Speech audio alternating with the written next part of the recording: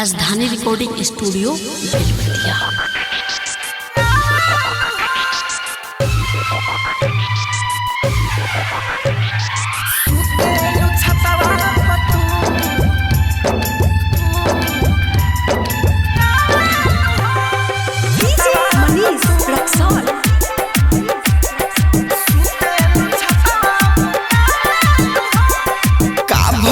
तोहरा सनम का भइल बा तोहरा सनम ना बतावेलु हो सुतेलु छटवा पतू नहीं आवेलु हो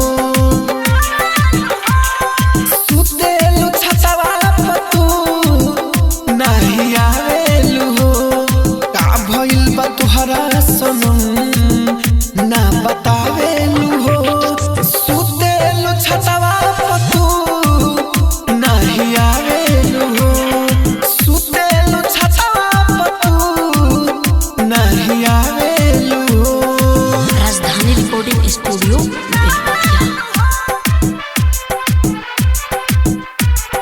सुतेलु छटवा पतू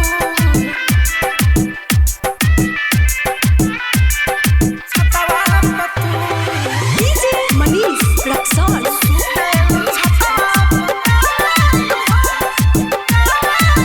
रात भर जागिले कर इंतजार हो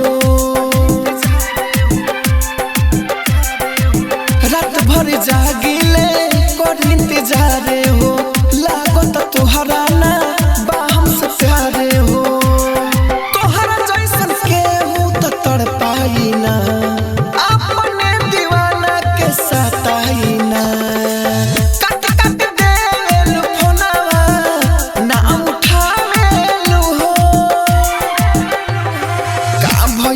तोहरा सनम का भइल बा तोहरा सनम ना बतावेलु हो सुतेलु छटवा पतू नहीं आवेलु हो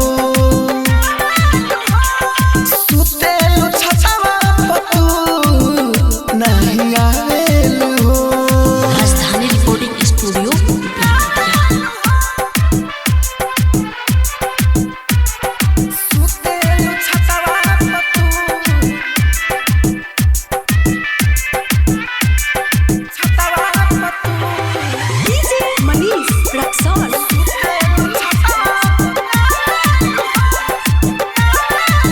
राहुल राजधानी के अजबत मानी के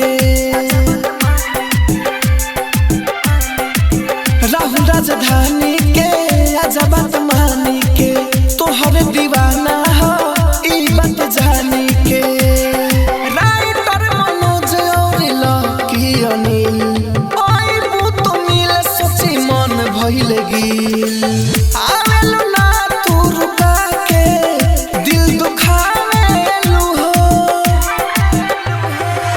भइल बा तोहरा सनम का भइल बा तोहरा सनम ना बतावेलु हो सुतेलु छटवा पतू नहीं आवेलु हो।